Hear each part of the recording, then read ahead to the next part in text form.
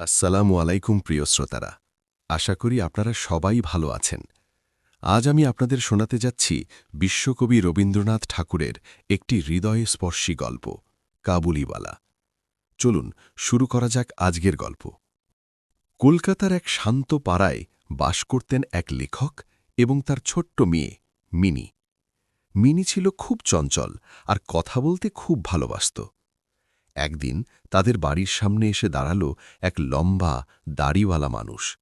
তার কাঁধে ছিল একটা বড় ঝুলি। সে ছিল কাবুলিওয়ালা। নাম তার রহমত। সে দূর দেশ আফগানিস্তান থেকে এসেছে শুকনো ফল বিক্রি করতে। প্রথমে মিনি তাকে দেখে ভয় পায়, কিন্তু কিছুদিনের মধ্যেই রহমত আর মিনির মধ্যে গড়ে ওঠে এক মধুর বন্ধুত্ব। প্রতিদিন রহমত আসত, আর মিনি হাসতে হাসতে জিজ্ঞেস করত, তোমার ঝুলিতে কি আছে?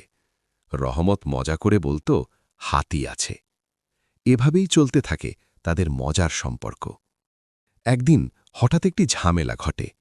এক ক্রেতার সাথে কথা কাটাকাটির সময় রহমত রাগে তাকে আঘাত করে ফেলে। পুলিশ এসে তাকে ধরে নিয়ে যায়। তার হয় কয়েক বছরের কারাদণ্ড। বছর কেটে যায়, মিনি বড় হয়ে যায়, আর সেই ছোটবেলার স্মৃতি ধীরে ধীরে মুছে যায়। অনেক বছর পর রহমত জেল থেকে ছাড়া পেয়ে আবার আসে মিনির বাড়িতে। কিন্তু তখন মিনি আর সেই ছোট্ট মেয়ে নেই, সে এখন এক বিয়ের কনে। রহমত তাকে দেখে অবাক হয়ে যায়। তার চোখে ভেসে ওঠে নিজের মেয়ের মুখ, যাকে সে বহু বছর ধরে দেখেনি। মিনির বাবা রহমতের কষ্ট বুঝতে পারেন। তিনি তাকে কিছু টাকা দেন, যাতে সে নিজের দেশে ফিরে গিয়ে তার মেয়ের সাথে দেখা করতে পারে।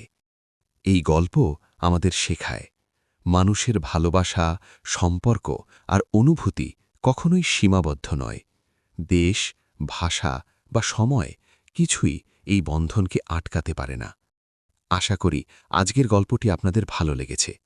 যদি ভালো লাগে তাহলে অবশ্যই লাইক, শেয়ার এবং সাবস্ক্রাইব করতে ভুলবেন না। আল্লাহ হাফেজ।